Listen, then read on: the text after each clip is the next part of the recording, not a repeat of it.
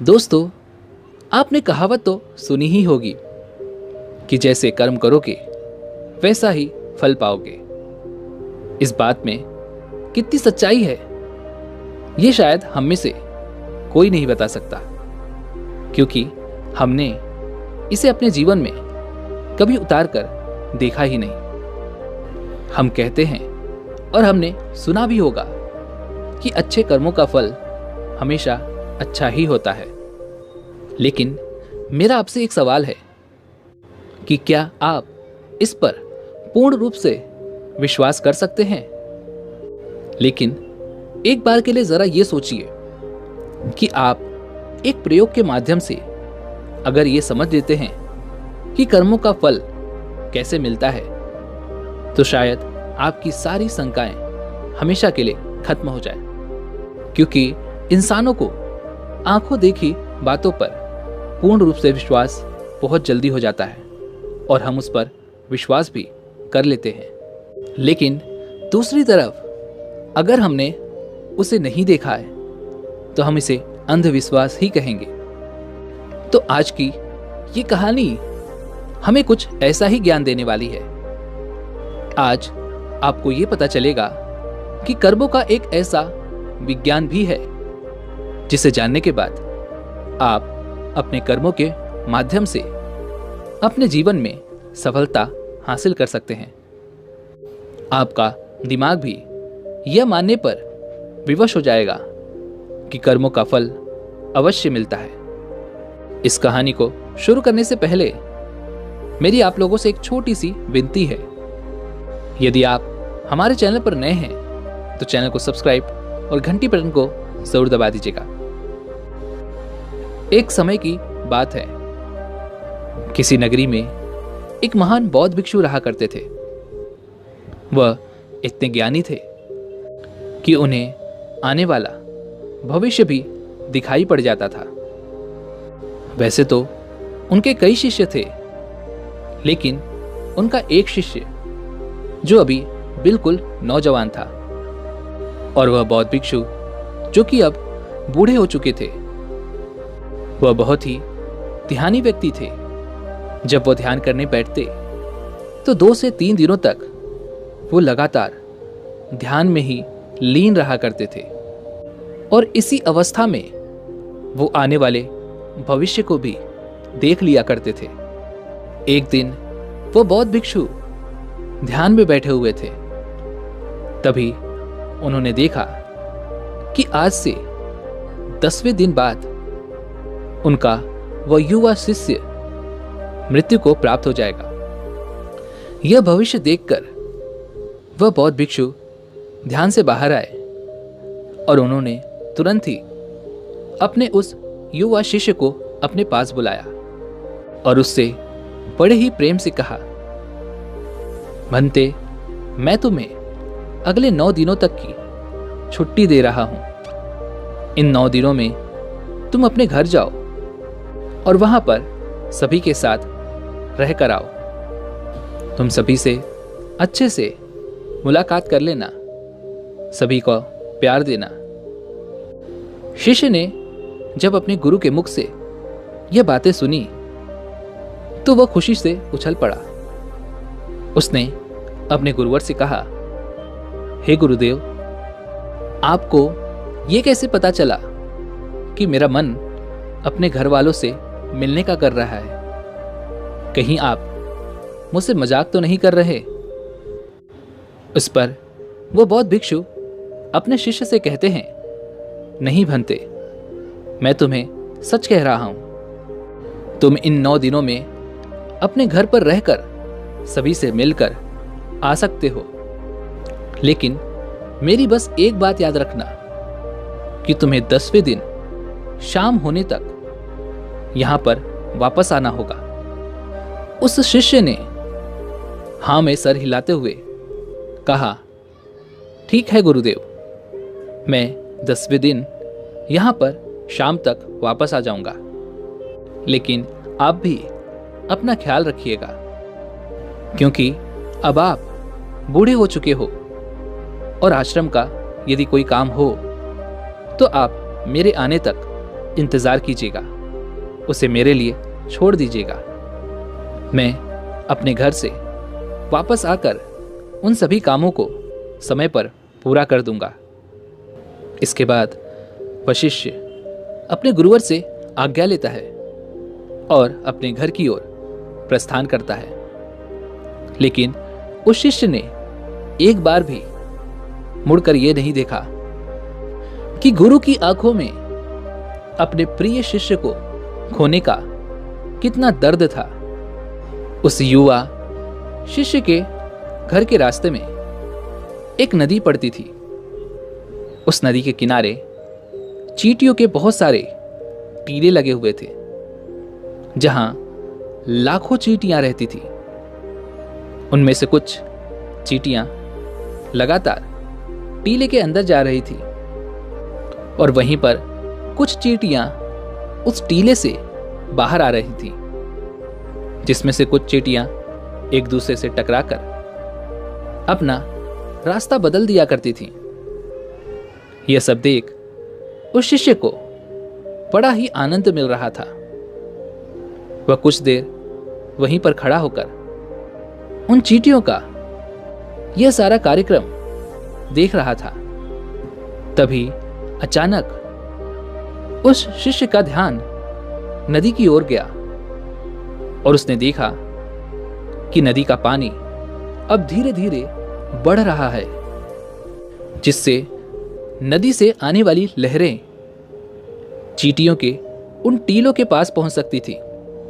और जब वह लहरें उन चींटियों के टीलों के पास पहुंचेंगी तो बेवजह ही वो लाखों चींटियां उस पानी में बह जाएंगी और वो लाखों चींटियां मारी जाएंगी। जैसे ही उस शिष्य के मन में यह ख्याल आया, उसने तुरंत ही अपने ऊपर पहना हुआ वह कपड़ा उतारा और उस कपड़े के माध्यम से उस शिष्य ने चींटियों के उन टीलों के चारों ओर एक गहरा गड्ढा बना दिया और बड़े ही कलात्मक ढंग से उस गड्ढे से एक नाली का निर्माण किया, जो नाली सीधे वापस नदी में जाकर मिलती थी, ताकि जब भी लहरें उन चींटियों के टीलों के पास पहुंचने की कोशिश करें तो उन लहरों द्वारा आने वाला पानी वापस उस गड्ढे के द्वारा और उस नाली के द्वारा वापस जाकर नदी में ही मिल जाए। इतना कर कर वह शिष्य अपने घर की ओर चल पड़ा। अपने घर पर पहुंचने के बाद वह अपने घर वालों से मिला और घर पर रहते हुए 9 दिन कब बीत गए उसे पता ही नहीं चला। और तभी उसे याद आया कि उसे कल तक वापस गुरु के आश्रम में लौटना होगा, जैसा कि उसके गुरुवर ने उसे आदेश दिया था। उसने अगली सुबह ही आश्रम के लिए लौटने की तैयारी शुरू कर दी और जैसे ही सूरज की रोशनी दिखाई देने लगी, वह आश्रम की ओर निकल पड़ा। उसे उम्मीद थी कि शाम तक वह आश्रम पहुंच जाएगा। धीरे धीरे चलते चलते शाम हो चुकी थी। यहां गुरुदेव आश्रम में बैठे बैठे ये सोच रहे थे कि आज तो 10वां दिन है और जैसा कि मैंने उसका भविष्य देखा था कि 10वें दिन वह मृत्यु को प्राप्त हो जाएगा। अब तक शायद वह मृत्यु को प्राप्त हो चुका होगा। इस बात को लेकर वो बहुत दुखी थे। वो मरने से पहले आखिरी बार अपने उस प्रिय शिष्य को देखना चाहते थे। वह ये सोच ही रहे थे कि कम से कम आखिरी बार ही सही मैंने अपने प्रिय शिष्य का मुख तो देख लिया होता। वह इसी चिंता में बैठे हुए थे। वह यह सब सोच रहे थे। तभी अचानक दूर से उन्हें कोई आता हुआ दिखाई पड़ा। उन्होंने बड़े ही गौर से देखने की कोशिश की और जब उन्होंने देखा तो वे चौंक गए। उन्हें यह पता चल चुका था कि उनका शिष्य आश्रम वापस आ रहा है। गुरु से रहा नहीं गया। वे तुरंत अपने आसन से उठे और दौड़कर जाकर अपने उस शिष्य को गले से लगा लिया। लेकिन अभी भी वह अचंभित थे कि आज 10वां दिन होने के बाद भी उनका शिष्य जीवित कैसे है। वह यह सब कुछ जानना चाहते थे कि उनका देखा हुआ भविष्य कैसे गलत हो गया। उन्होंने अपने शिष्य से कहा कि जब तुम यहां से गए थे तो इन 10 दिनों में तुमने क्या क्या किया, मुझे बताओ। तब शिष्य ने चींटियों वाली वो कहानी अपने गुरुवर को सुनाई। कहानी सुनते ही उन गुरुवर को यह समझ में आ चुका था कि उनके इस शिष्य ने उन लाखों चींटियों की जान बचाई थी और इसी नेक काम के परिणाम स्वरूप उनके शिष्य को एक लंबा और खुशहाल भरा जीवन प्राप्त हुआ है। अपने प्रिय शिष्य के मुख से इन सारी बातों को सुनने के बाद गुरुवर के मुख से अनायास ही निकल पड़ा, कर्म लौटकर अवश्य आता है। शिष्य ने गुरु की इस बात को सुना, लेकिन वो इस बात को समझ नहीं पाया। इसलिए उस शिष्य ने अपने गुरुवर से पूछा कि आप क्या कह रहे हैं। तब उन गुरुवर ने अपने उस शिष्य को वह सारी बातें बता दी जो उन्होंने ध्यान में बैठे हुए देखी थी। जब शिष्य ने वह सारी बातें सुनी तो उसके मन में एक सवाल जगा। उसने अपने गुरुवर से कहा, हे गुरुवर, जब आपको ये सारी बातें पहले से ही पता थी, जब आपने ध्यान में ये सब पहले ही देख लिया था, तो आपने मुझे इसके बारे में क्यों नहीं बताया। जब आपको ये पता था कि कर्म इस तरह से काम करते हैं, तो आपने मुझसे पहले ही कोई अच्छा कर्म क्यों नहीं करवाया, ताकि मेरी आने वाली मृत्यु टल जाए। तो कृपा करके मुझे ये बताइए कि आपने ऐसा क्यों नहीं किया। मैंने तो अनजाने में ही उन चींटियों की मदद कर दी थी, जिसके परिणाम स्वरूप आज मैं आपके सामने जिंदा खड़ा हूं। लेकिन यह काम आप मुझे बताकर भी तो करवा सकते थे, तो फिर आपने ऐसा क्यों नहीं किया। इसके पीछे का क्या कारण है। अपने उस युवा शिष्य की इस बात को सुनकर वह गुरु मुस्कुराने लगे और कहते हैं कि भंते, यदि मैं तुम्हें इसके बारे में बता देता तो तुम्हारे मन में एक लालच होता और तुम अपना जीवन बचाने के लिए यह कर्म करते। लेकिन कर्म का असली अर्थ यह नहीं है, बल्कि जब हम किसी भी कर्म को बिना किसी लालच के, बिना कुछ पाने के स्वार्थ के करते हैं, उसी को असली कर्म कहा जाता है, जिसके क्रम में तुम्हारी कोई भी इच्छा जुड़ी नहीं होती।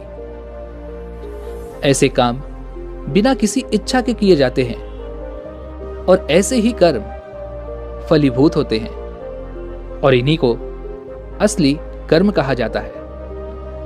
यदि मैं तुम्हें इसी कर्म को तुम्हारी मृत्यु को टालने के लिए करवाता, तो तुम्हारे अंदर यह लालच होता कि इस कर्म को करने के बाद तुम्हारी मृत्यु टल जाएगी। तुम अपनी जान बचाने के मकसद से इस कार्य को करते और तुम जब इस मकसद को पाने के लिए करते तो इसमें तुम्हारा लालच भी जुड़ा होता, जिसके परिणाम स्वरूप तुम्हें उस कर्म का पूरा लाभ नहीं मिलता।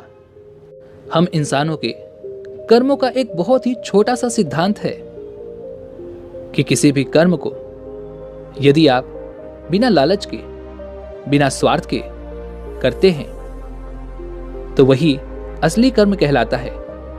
अर्थात आप किसी भी कर्म को पूरा मन लगाकर कीजिए, लेकिन उसके बदले में यह मत सोचिए कि उसका परिणाम क्या होगा, इसका फल हमें क्या मिलने वाला है।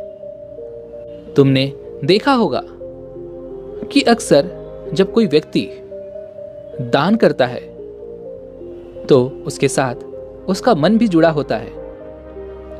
वह दान करते वक्त यह सोच रहा होता है कि यदि मैं आज दान करूंगा तो भगवान मेरे साथ अवश्य ही अच्छा करेंगे, मुझे अच्छे फल मिलेंगे। और इसी तरह वह जिंदगी में बहुत सारे कर्म इसी तरीके से करता है, जिसके परिणाम स्वरूप हमें उस कर्म का पूरा लाभ नहीं मिल पाता और बाद में हम यह सोचते हैं कि हमने तो अच्छे कर्म किए थे, लेकिन उन कर्मों का कोई फायदा हमें नहीं मिला। कर्मों का सिद्धांत एक मिथ्या है, झूठ है। जरा आप खुद एक बार के लिए सोचिए, जब आप किसी मंदिर में जाते हैं तो आपके मन में कुछ न कुछ पाने की इच्छा अवश्य रहती है। आप सोचते हैं कि यदि मैं आज भगवान के सामने हाथ जोड़कर यह मांग लूंगा तो मुझे वो अवश्य मिलेगा। आज मैं भगवान की पूजा करूंगा तो इसका फल मुझे अवश्य ही अच्छा मिलेगा। जब आप मंदिर के अंदर जाते हैं, प्रार्थना करते हैं, अपने दोनों हाथ जोड़ते हैं, आंखें बंद करके भगवान को ध्यान करने की बजाय आप अपने मन में उन इच्छाओं का ध्यान रखते हैं, तो क्या आपकी यह प्रार्थना स्वीकार होती है? नहीं, क्योंकि प्रार्थना तो वही स्वीकार होती है जो मौन रूप से की जाती है, जिसमें आपके मन में कोई भी इच्छा ना हो। आप उस समय केवल पूरे मन से भगवान को धन्यवाद करते हैं उन सभी चीजों के लिए जो आज तक आपको भगवान ने दी हैं, और वो भी बिना किसी स्वार्थ के। ऐसी ही प्रार्थनाएं स्वीकार होती हैं। जब आप मंदिर में जाएं तो आपको एक भिखारी नहीं बल्कि एक राजा की तरह जाना चाहिए, ताकि आपके पास, आपके मन को यह लगे कि आपके पास वो सब कुछ है जो आपको भगवान ने दिया है, और उसके लिए आपको भगवान का धन्यवाद करना चाहिए। तभी आपकी प्रार्थना स्वीकार होगी। लेकिन ऐसा करना भी थोड़ा सा मुश्किल है, क्योंकि जब भी हम कोई भी काम करने की कोशिश करते हैं तो सबसे पहले हमारे मन में उसके फल की चिंता अवश्य होती है। आपके मन में यह सवाल भी अवश्य आएगा कि मैं ऐसा क्या काम करूं जिससे मैं अपना मनचाहा फल प्राप्त कर सकूं। इसलिए जब भी आप भगवान को ध्यान कर रहे हों तो अपने मन में कोई इच्छा ना रखें। अपने मन को मौन बनाने की कोशिश करें, अपने मन को शांत बनाएं और वर्तमान में रहकर बिना भविष्य की चिंता किए बस कर्म करते जाइए। पर याद रखिएगा कि उस कर्म को करने के पीछे आपका उद्देश्य अच्छा होना चाहिए। उसका फल आपको अवश्य ही अच्छा मिलेगा। और हाँ, ये भी याद जरूर रखिएगा कि यदि आप फल के बारे में ही सोचते रहते हैं तो आप एक न एक दिन गलत दिशा में फंस ही जाएंगे। हो सकता है कि आपके मन में अब यह सवाल आ रहा हो कि कोई दूसरा व्यक्ति आपका बुरा चाहता है। तो दोस्तों, यहां पर भागवत गीता में भगवान श्री कृष्ण ने कहा है कि कोई हमारा बुरा करना चाहता है तो ये उसके कर्मों में लिखा जाएगा। हम क्यों भला किसी का बुरा सोचकर अपने कर्म और अपने वक्त को खराब करें। अर्थात जो भी कर्म उसने किए हैं उसकी सजा उसे मिलेगी। आप अच्छी सोच रखिए, अच्छा उद्देश्य रखिए और अपने कर्म को करते जाइए, क्योंकि दोस्तों कर्म ही वो फसल है जिसे इंसान को हर हालत में काटना ही पड़ता है। इसलिए हमेशा अच्छे बीज बोएं ताकि फसल भी अच्छी हो। उम्मीद है कि आपने आज की इस वीडियो से जरूर कुछ न कुछ सीखा होगा। तो आज की इस वीडियो को लाइक और अपने दोस्तों के साथ शेयर जरूर कीजिएगा और हमें ऐसे ही सपोर्ट करने के लिए चैनल को सब्सक्राइब और घंटी बटन को जरूर दबा दीजिएगा। चलिए मिलते हैं ऐसी ही एक और वीडियो में, तब तक के लिए अपना ख्याल रखें। धन्यवाद।